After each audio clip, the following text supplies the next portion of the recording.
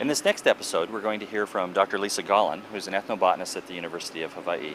Lisa has conducted research in South Asia, particularly in Indonesia, where she works in local communities studying their uses of medicinal plants and their understanding of relations between foods and medicines and some of the complexities of this.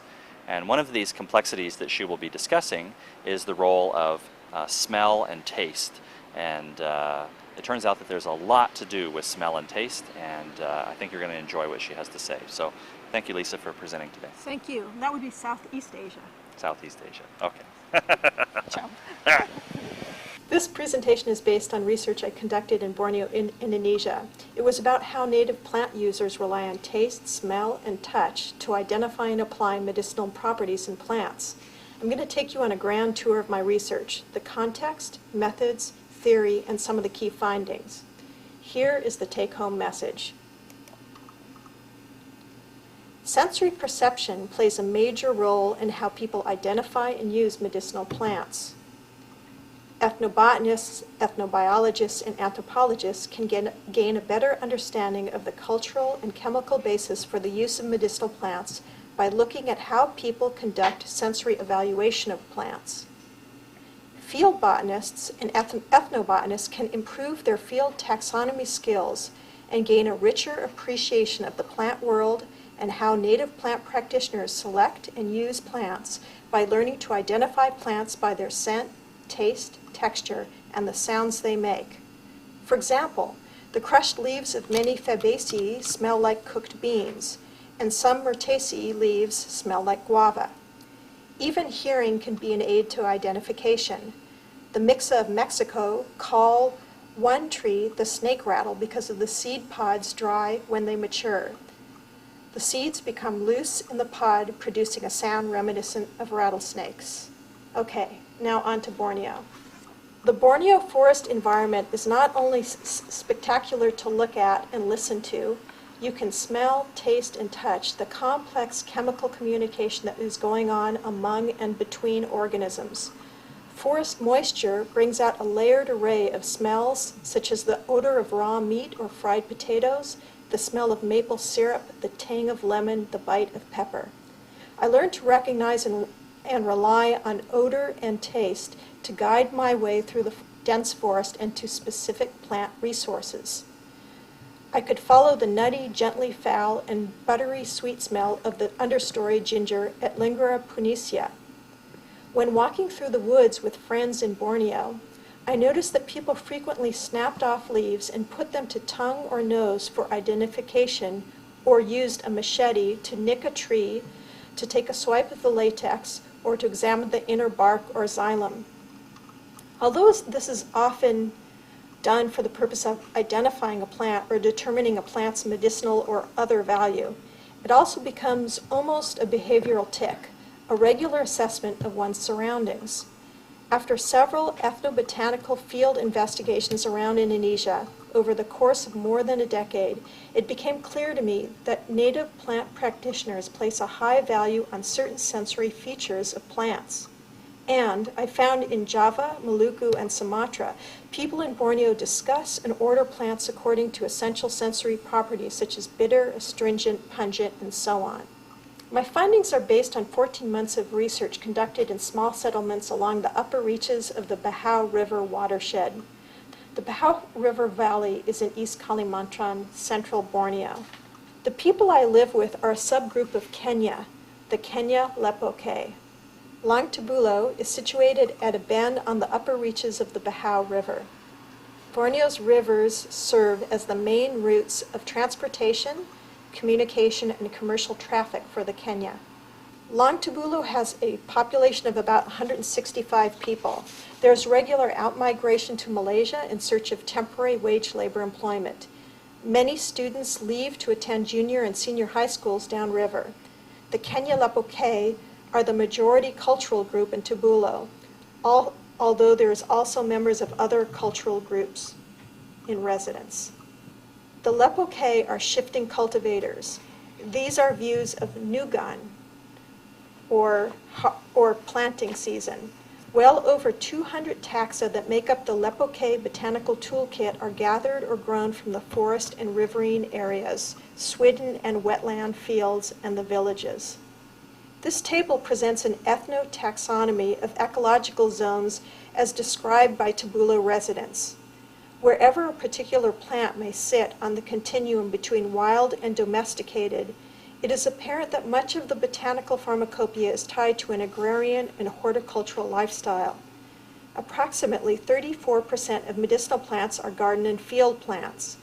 Many of the botanical mainstays of the Leppo medicinal toolkit are common, pantropic food cultivars such as manioc, guava, and papaya, some of which originated in the New World tropics.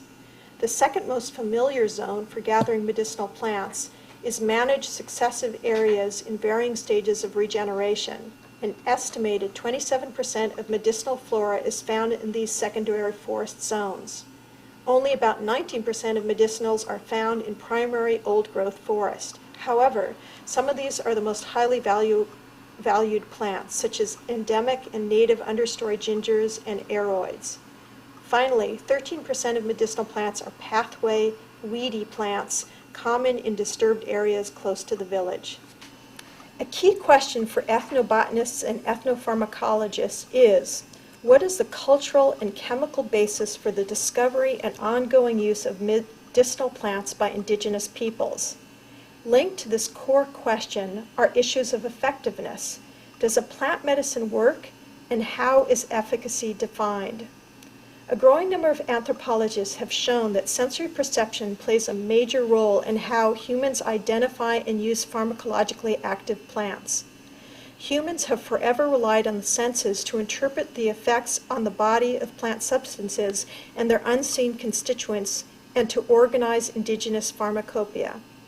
Whether or not explicitly stated, for the Kenyah, sensory characteristics of plants are a critical component of all modes of preventing and curing disease. The chemical senses are the interface between a person's external and internal environment. Smell and taste serve as the body's gatekeepers. A number of interwoven biological and cultural factors influence sensory perception. The selection-rejection response to environmental chemicals is identified by the olfactory, gustatory, and trigeminal systems, as well as innate and learned behaviors. The sensory fibers of the trigeminal, or cranial nerve, are responsible for pain, touch, and temperature perception, and are particularly sensitive to chemical irritants such as capsaicin, found in chili peppers. You know the feeling you get in your nose and your eyes when you eat a big dollop of wasabi? That is your trigeminal nerve at work. Contrary to popular belief, humans are not a wholly insensitive species by comparison to other animals, such as dogs, when it comes to smell. For instance, humans are capable of detecting certain plant odors at very low concentrations. For example, ethyl mercaptan, the sulfur-containing compounds found in cabbage, mustard, and other cruciferi, are detectable in the parts per billion range. It was recently discovered that an astounding 1% of human genes are devoted to smell. If so much DNA is devoted to smell, it must be important to our survival. In fact, the only comparable system is the immune system, and we all know why the immune system is important to fight off invaders. What this tells us is that smell is central to our evolution in ways that we are still trying to figure out. Evidence suggests that humans are born with a genetically predetermined like for sweet flavors and dislike for bitter ones. Responses derived from evolutionary pressures to consume nutrients and avoid toxins. As the naturalist Jansen wrote, the plant world is not colored green. It is colored morphine, caffeine, tannin, saponin, and so on. That is, chemicals that are both useful and dangerous to human consumers. preference for or aversion to other flavors, for example saltiness and sourness, may not be present at birth, although they are also essential ingredients for survival. In fact, Western science recognizes 4 quote-unquote taste primaries. Each serves a distinct physiological function. Sweet ensures energy reserves, salt is for maintaining electrolyte balance, sour and bitter are for guarding pH, and bitter is for avoiding toxins. A few years ago, a 5th taste primary has been added to this quartet, flavor enhancement known as umami, a characteristic of foods containing MSG. Scientists have suggested that the evolutionary significance of umami is that it drives our appetite for protein, just as sweet drives our appetite for carbohydrates and salt our appetite for minerals. Finally, learned behaviors account for the acquired taste of unpalatable but nutritionally and pharmacologically valuable compounds, such as the bitterness of caffeine or piquant of capsaicin. Recall Janssen's quote a few slides back about the color of the plant world. These are plant allelochemicals. For plants, they function as toxins, feeding deterrents, pollinator attractants, and plant growth inhibitors, to name just a few of their functions. When humans smell them, a message is sent from the olfactory bulb to the limbic system, the most ancient and emotional part of the brain. It is generally accepted that human memory for distinct smells is exceptionally long-lived. Thus, the sense of smell and taste provide especially important and memorable information for survival. For my research, I drew from the anthropology of the senses to explore cultural sensotypes. That is, the idea that different cultures demonstrate different levels of sensibility based on the prevailing patterns of childhood intake and proliferation of information from the various senses. Cultural differences in the precision of language to express a particular sense may influence and be influenced by sensory perception and acumen. I drew on ethnobiology's attention to emic, or folk classification schemes for the natural world. Finally, I drew from biocultural theory and methods.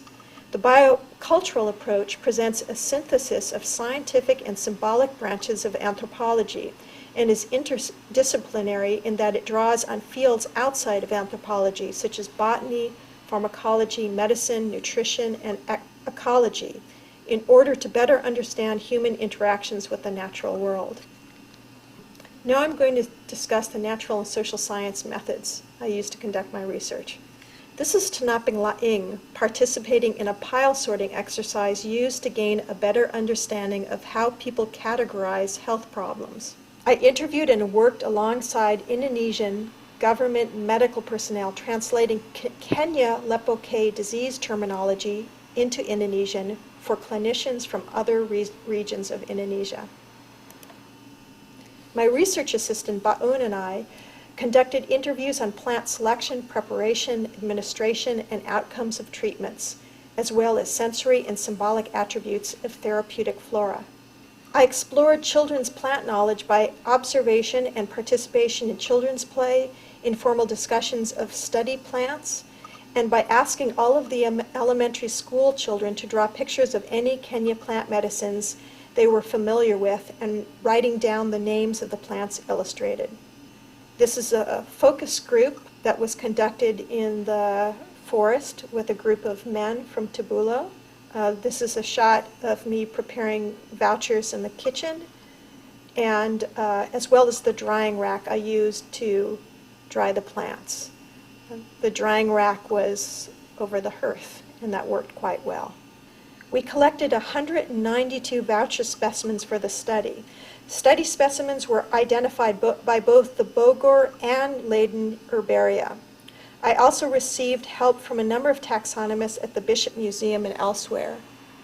When I returned to the U.S., I conducted database research on the chemistry and pharmacology of the study plants. I will now go into some detail on my findings concerning Kenya healing practices and identification of medicinal plants. Kenya healing beliefs and practices are at once systematic and random. "Oh, we just try whatever," was a regular response from Kenyah consultants when I would ask about plant medicines. But the organizing principles that guide people in their choice and use of an array of therapies are clearly stated on many levels. These choices are in part dependent upon beliefs about the causes of illnesses. As numerous ethnographers have pointed out, the people of Borneo live in an animated world wherein the unseen may benefit or harm human affairs and play a major role in disease and healing. Tubulo elders were especially aware of illnesses brought by spirits or other invisible supernatural forces. For example, the condition sakit udip, or life sickness or suffering, describes a long-term illness that does not respond to therapies and is said to be caused by spirits, curse, or magic. Far more common than these causes are a number of physical and environmental determinants of disease. Throughout Southeast Asia, a common causative agent of a wide range of diseases is wind. Too much time spent in the river, in rain, or in drafts creates openings for wind to enter the body. Often when Kenyah speak of masuk angin, or the entry of wind, they are referring to gastritis, evidenced by a bloated stomach. Once in the body, wind may cause a buildup of internal heat, which can result in a range of ailments involving fever and infection. Wind is also responsible for a complex class of ailments called pelitan, which encompass an array of primarily pediatric rash-producing fevers. Moving on from causes to cures, Kenyah have three prominent concepts central to understanding healing. Tanung, matching, is the belief that the patient must choose the most compatible medical practitioner and therapies to effect a cure. The directive, if one therapy doesn't work, just try another, was frequently invoked in resolving health complaints. Villagers thus commonly draw upon methods and medicines from more than one healing paradigm at a time, employing Kenyah medicines. Biomedical pharmaceuticals, Javanese and Chinese manufactured liniments, or Malay charms in the search for the most fitting therapy. The approach to any therapy, local or introduced, is not, does it work, but does it work for me? Te Kawang, or egress. The concept of egress, or exit, is also common to native healing systems around the globe.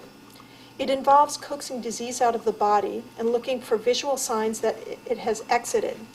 Many Kenyah diseases involve the buildup of excess physical elements such as heat, cold, moisture, or wind, or bodily fluids such as pus or blood, or poisons or foreign objects introduced into the body as a result of human or superhuman foul play. It is natural for causative agents to exit on their own, as wind may do so in the form of flatulence or heat through sweating. But more often than not, these conditions call for therapeutic intervention, such as using emetics, diuretics, or cathartics to draw out the agents of disease. Finally, te kupit, or shrinking, a reduction of swelling of the skin or internal organs, joints, or bones, is part of the process of healing. Swelling occurs as a result of trespasses on the body borders by wind, heat, and other causative agents. There are a number of techniques used for compressing, deflating, or shrinking afflicted areas of the body.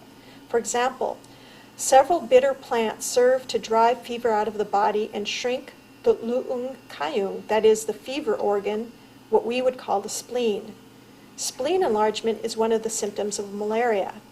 At the same time, spleen enlargement may be addressed externally by a number of means, but most typically by hot rock compresses using papaya leaves. The Kenyah pharmacopoeia includes not only medicinal plants, but also pharmaceuticals and foods. As I noted earlier, Tubulo residents typically combine local and introduced therapies for a health complaint.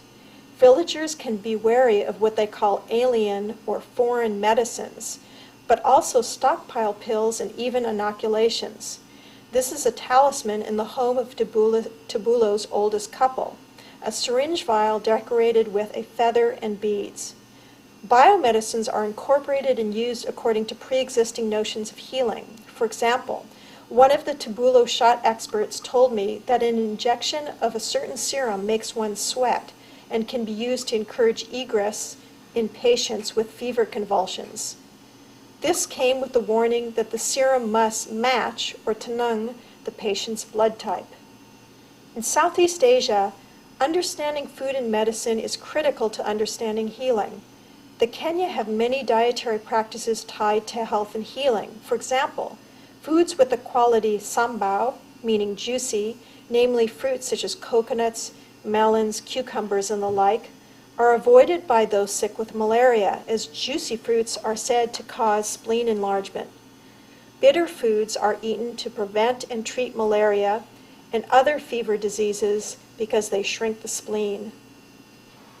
This slide lists some of the most common ways of administering botanical therapies.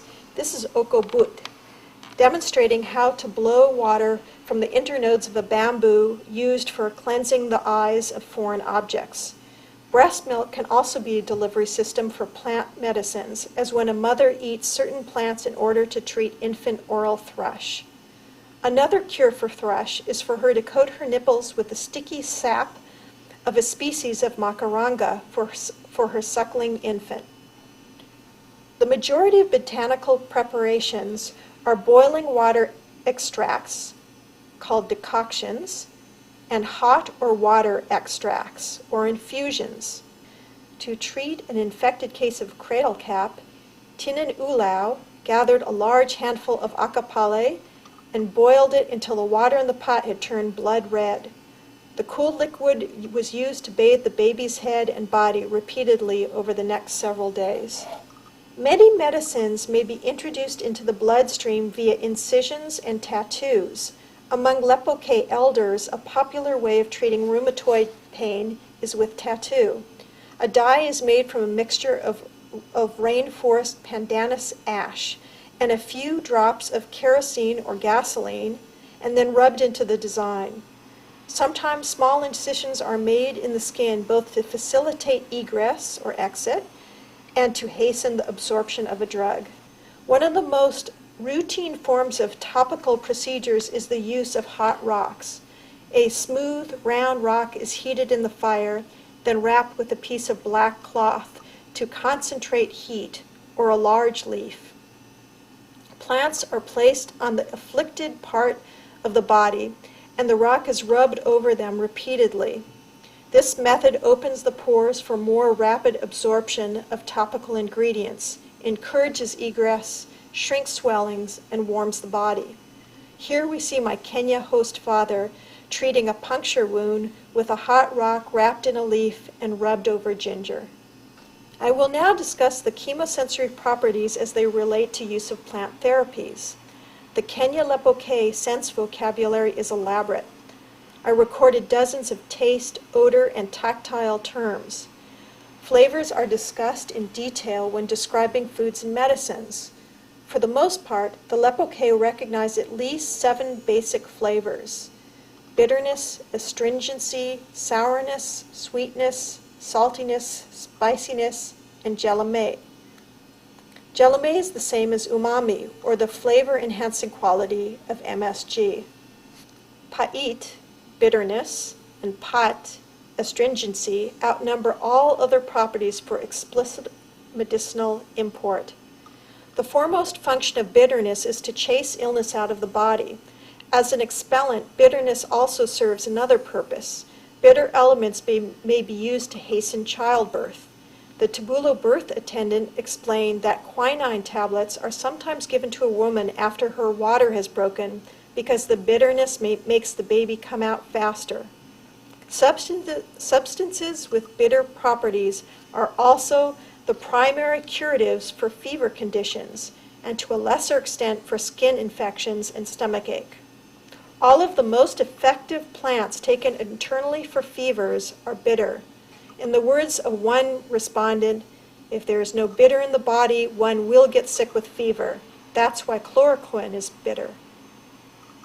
One man who had miraculously survived the bites of venomous snakes and centipedes on several occasions attributed his rapid recovery to having bitter blood. Astringent properties are primarily used for gastrointestinal ailments involving diarrhea or dysentery, wounds and abrasions, and dental caries. Pot literally means tight. Astringent plants pucker the skin and mouth. Imagine the feeling you get when you eat a guava or a persimmon. Kenya uses astringent plants for bloody wounds and for toothache and gum infections. Astringency is said to solidify the contents of the stomach. It is useful for curing loose bowels. All plants recognized as astringent are viewed as having healing potential, particularly for stomach complaints, whether or not they are formally a part of the pharmacopoeia. Sanit refers to the spicy and burning properties found in chili, peppers, garlic, ginger, betel leaf, black pepper, and so on.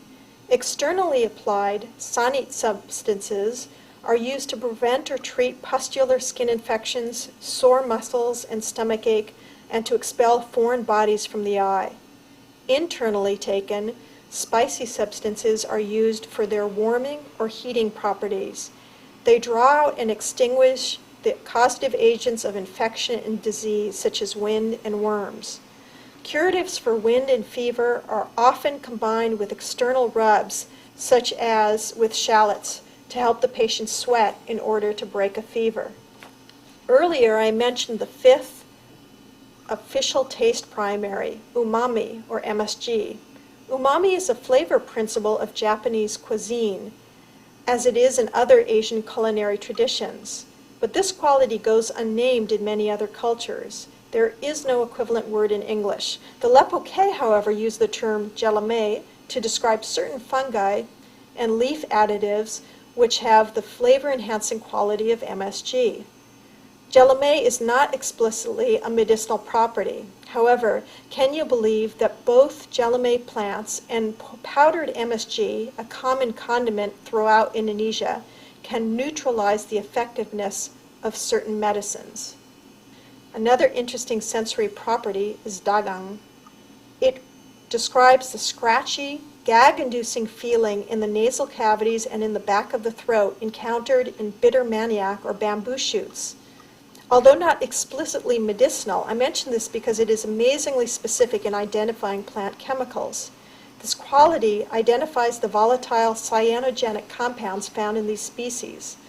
When the tissues of manioc or bamboo shoots are disrupted during collection and processing, the bitter toxic bite of hydrogen cyanide is released into the atmosphere. I now turn to a chemical and pharmacological analysis of Leppo plants. My database research helped me gain a broader view of the physiological effects that plant drugs might have on their users and the emic and etic interpretations of these actions. This table is the result of a sentence completion exercise in which people were asked to link certain sense properties with therapeutic value. Many secondary metabolites in different chemical classes impart a bitter flavor and sometimes odor to a plant.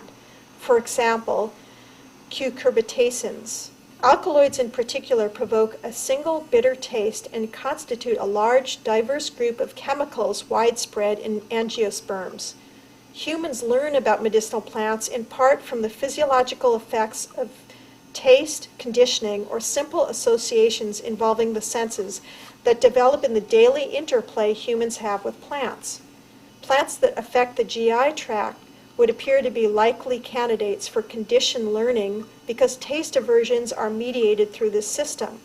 Plants that cause vomiting or stimulate digestion are easily perceived and thus translated into emetic, purgative, and carminative medicines. Certain bitter plants affect body temperature, another readily perceived physiological response that could lead to the adoption of plants for fever reduction. Recall that in Leppo terms, the purpose of bitterness is to draw out or chase disease from the body or to shrink diseased organs. Indeed, the most potent malaria remedies are said to be so bitter as to make one queasy or vomit. For example, the plant considered most effective for fever, Ericoma longifolia, has a nauseating quality that Kenyans say aids in the expulsion of disease. Quasinoids, the major bitter principles of Ericoma, have demonstrated toxicity against malaria parasites in laboratory and clinical tests. In fact, they have a higher kill rate than common malaria drugs such as chloroquine. Whereas the chemical compounds that are responsible for imparting a bitter flavor to plants straddle chemical classes, astringency is generally due to the presence of polyphenolic compounds or tannins. Plant tannins are universally styptic. That is, they constrict arteries, reducing blood flow, and decrease mucus secretions. The physiological effect of astringency is so distinctive that it is easy to see why the therapeutic intentions stated by native practitioners for tannin-containing plants are identical in diverse medical systems. Tannins are broadly antimicrobial. Astringent plants are exploited widely by humans for stomach disorders, most prominently as treatment for diarrhea and dysentery. Guava leaves, particularly the apical leaves, where tannin is most concentrated, are a high consensus remedy for diarrhea and tubulo. Laboratory tests on guava demonstrate activity against E. coli. Generally, tannin-containing plants have been shown to inhibit cholera and other bacteria causing diarrhea and dysentery. I now turn to a sensory property unique to the Leppo language, nglidah. Nglidah describes a complex of flavors, odors, and tactile qualities for which there is no English equivalent. Nglidah plants straddle culinary, therapeutic, and ritual use categories. Nglidah remedies are among the most popular items in the Leppo pharmacopoeia. Many are ranked highest for efficacy. Nglidah therapies satisfy a range of therapeutic needs, but are most frequently used as topical analgesics for muscle aches and cramping and for fever reduction.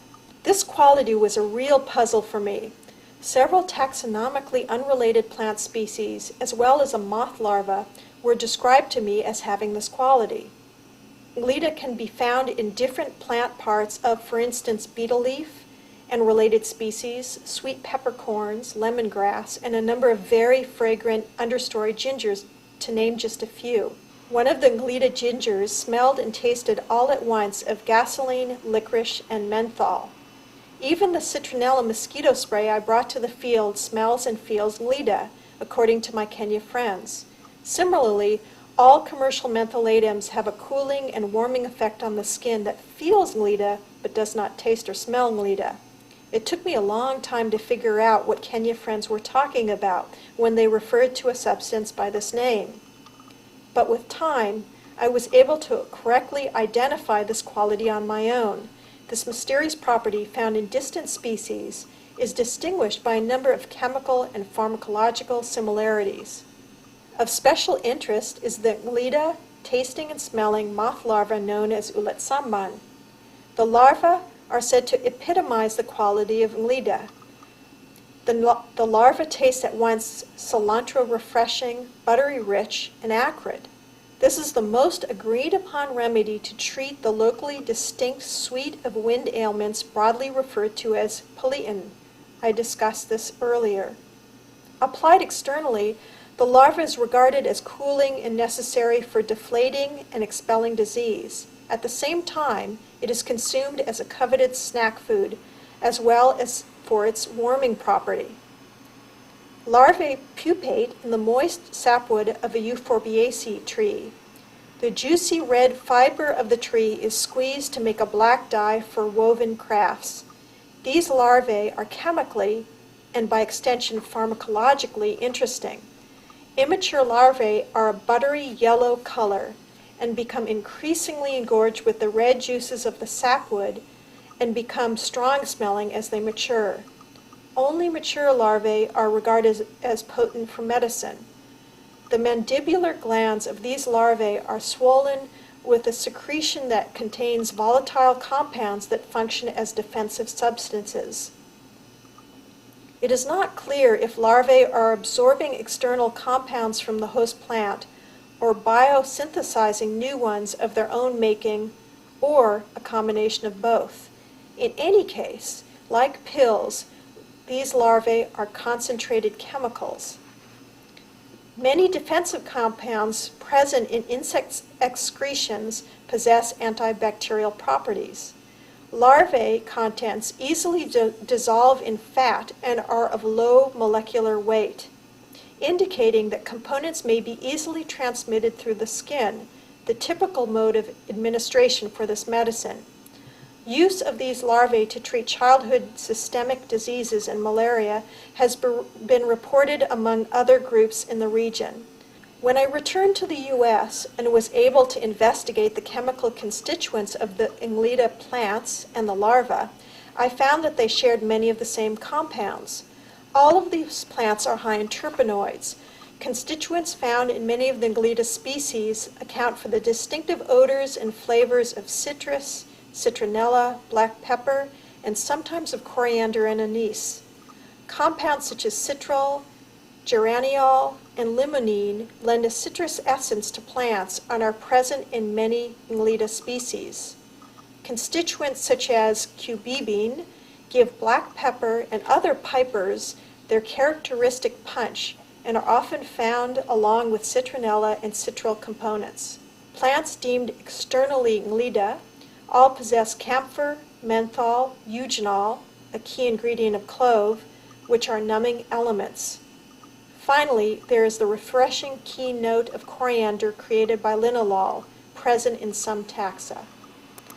This is a very long-winded way of saying that all these seemingly unrelated plants share similar chemistry, and this subtle similarity has been recognized and applied for health and nutrition by the Kenyah. Pharmacological findings provide insight into the rationales for the use of nglidah therapies, such as the pain-killing and anti-inflammatory properties of topical treatments.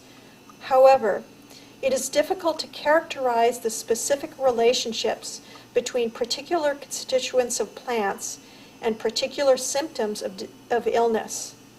The volatile oils that occur in most nglidah plants can affect a complex range of actions on human physiology. Broadly, they are used as carminatives, counterirritants, antispasmodics, decongestants, antimicrobials, and antifebrils, to name just a few activities. To sum up, the vast majority, that's 92% of species that make up the Kenyah Leppo botanical pharmacopoeia, possess one or more sense properties that are explicitly or implicitly medicinal. Those that are not so classified are usually vehicles for other sensational plants. For example, rice is used to make medicinal porridges. Symbolically meaningful chemical sense properties, bitterness, astringency, pungency, skin irritants, and the like, and visual cues, such as equating red plants with the ability to resolve bloody conditions or yellow plants to treat jaundice, are cultural constructions that often have a biological basis. This does not discount the wealth of plants with obvious chemical signatures and therapeutic potential that go wholly ignored by human consumers.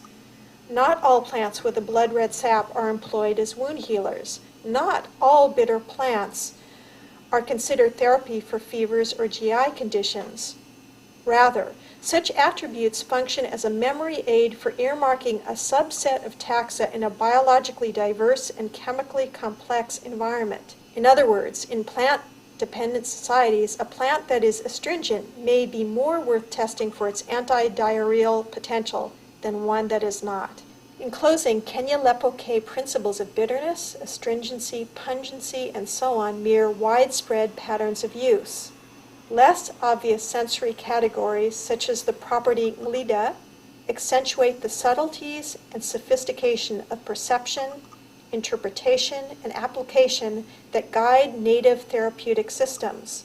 The chemical roots of less obvious sensory attributes, nglidah, jalame, dagang, etc., is an alternative way to explore the link between human cognition and communication, in other words, ethnobiology, and expectations of therapeutic outcome, in other words, ethnopharmacology.